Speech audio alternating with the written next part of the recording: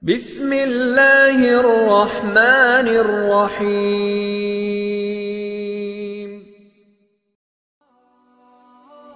Assalamualaikum warahmatullahi wabarakatuh. Selamat datang kembali di channel Aksara Islam.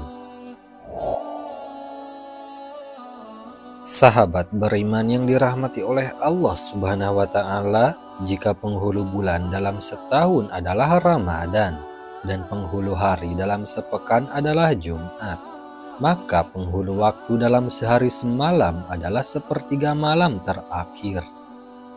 Saat suasana hening senyap, saat sebagian insan tidur lelap diselimuti malam gelap, saat lambung menempel rapat di kasur yang hangat. Sebagian insan yang lain menunggu kedatangan sepertiga malam terakhir ini dengan rindu. Rindu kesyahduan munajat kepada Zat yang Maha mengabulkan segala niat. Rindu berduaan dengan Zat yang Maha Cinta, Allah Azza wa Jalla. Mereka rela berpisah dengan ranjang hangat, melawan kantuk berat. Begitulah Allah menyipati sebagian manusia yang bangun di sepertiga malam terakhir. Sebagaimana tercantum dalam firman-Nya, lambung mereka jauh dari tempat tidurnya dan mereka selalu berdoa kepada Robnya dengan penuh rasa takut dan harap. Quran Surah As-Sajdah ayat 16. Sayyid Qutb dalam tafsirnya Fizilalil Quran berkata, Al-Quran menjelaskan bangun malam Qiyamul Lail dengan gaya bahasa lain, yaitu lambung mereka jauh dari tempat tidur. Tergambarlah ranjang di malam hari menyuruh lambung untuk tidur, tapi lambung tidak memenuhi ajakan itu. Kendati harus mencurahkan segenap tenaga untuk melawan godaan ranjang yang menarik, sebab lambung sibuk dengan Tuhannya dan berdiri di depannya. Bagaimana mungkin mereka tidak rindu sepertiga malam terakhir, sebab Allah pencipta alam semesta turun ke langit dunia yang membuat perasaan semakin dekat dengannya, menambah kelezatan bermunajat kepadanya, mengabulkan segala harap dan pinta. Abu Hurairah meriwayatkan, Rasulullah Shallallahu Alaihi Wasallam bersabda, Rob kita Tabaraka wa Ta'ala turun setiap malam ke langit dunia hingga tersisa sepertiga malam terakhir. Lalu dia berkata, siapa yang berdoa padaku, aku akan memperkenankan doanya. Siapa yang meminta padaku, pasti akan kuberi. Dan siapa yang meminta ampunan padaku, pasti akan kuampuni. Hadis riwayat Bukhari dan Muslim. Bagaimana mereka tidak ingin segera berada di sepertiga malam terakhir, sementara di dalamnya ada jalan mengantarkan ke surga dengan aman.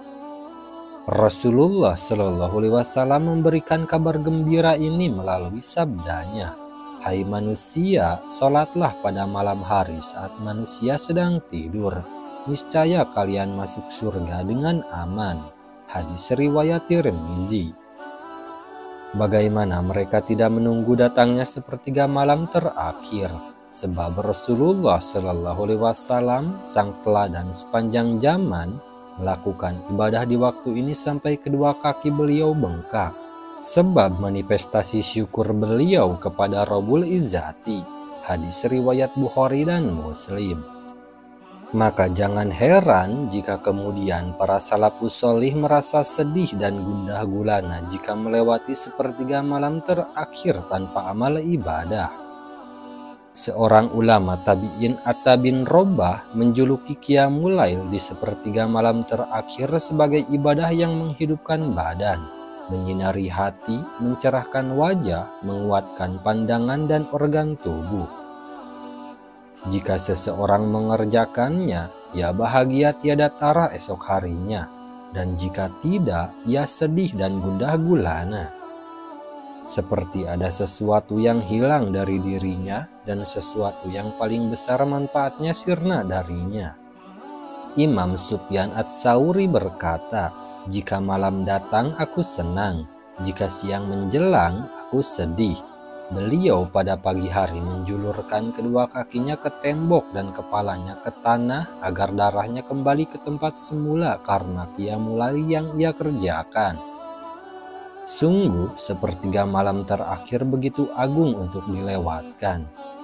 Maka berbahagialah orang yang terbiasa bangun untuk kemudian beramal di dalamnya, dan merugilah orang yang terlelap ketika sepertiga malam terakhir menyapanya. Di balik dahsyatnya sepertiga malam, kita bisa melaksanakan sholat malam atau dikenal dengan sholat tahajud yang mengandung banyak keutamaan. Berikut ini ada beberapa keutamaan sepertiga malam jika kita melaksanakan qiyamul lail lalu berdoa kepada Allah Subhanahu wa Ta'ala. 1. Doanya dikabulkan. Keutamaan sholat malam di sepertiga malam atau qiyamul lail atau tahajud adalah doa-doanya akan dikabulkan oleh Allah Subhanahu wa Ta'ala. Itu karena sholat sunnah ini punya derajat yang tinggi, sehingga siapapun yang mengerjakannya maka doanya akan dikabulkan. Rasulullah Shallallahu Alaihi Wasallam pernah bersabda terkait hal ini lewat hadis berikut.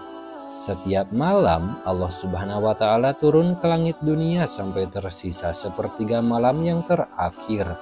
Allah pun berkata, "Adakah hambaku yang meminta sehingga pasti aku berikan apa yang dia minta? Adakah hambaku yang beristighfar sehingga aku ampuni dosanya?"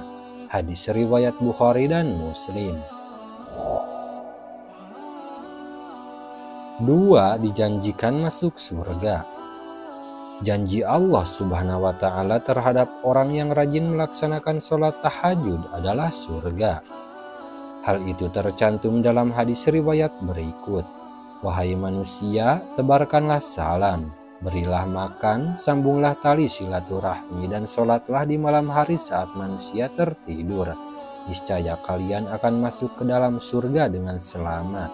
Hadis riwayat Tirmizi. 3. Dosanya dihapuskan. Keutamaan sholat tahajud yang ketiga adalah dosa orang tersebut akan dihapuskan. Keutamaan ini ada dalam sabda Rasulullah Shallallahu Alaihi Wasallam yang berbunyi sebagai berikut. Sholat tahajud dapat menghapus dosa, mendatangkan ketenangan, dan menghindarkan dari penyakit. Hadis riwayat Tirmizi.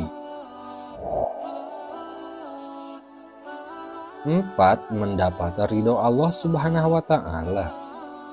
Orang yang bangun di sepertiga malam lalu melaksanakan sholat tahajud, maka orang tersebut akan diridhoi oleh Allah Subhanahu wa Ta'ala. Hal itu tertera dalam hadis sebagai berikut. 3 orang yang diridhoi Allah, yaitu orang yang pada tengah malam bangun dan sholat, suatu kaum jamaah yang bersaf untuk sholat, dan suatu kaum yang berbaris untuk perang di jalan Allah. Hadis riwayat Abu Ya'la. 5. Terhindar dari berbagai penyakit. Keutamaan sholat tahajud yang terakhir adalah dapat membuat tubuh lebih sehat. Ini tercantum dalam sabda Rasulullah Shallallahu Alaihi Wasallam yang berbunyi sebagai berikut. Lakukanlah sholat malam karena itu adalah tradisi orang-orang soleh sebelum kalian, sarana mendekatkan diri kepada Allah, pencegah dari perbuatan dosa, menghapus kesalahan, dan pencegah segala macam penyakit dari tubuh. Hadis riwayat Tirmizi. Nah, itu dia sahabat beriman, kejadian besar di waktu sepertiga malam yang sayang jika kita lewatkan. Sekian dulu video dari kami. Jangan lupa dukung channel Aksara Islam dengan klik tombol subscribe. Assalamualaikum warahmatullahi wabarakatuh.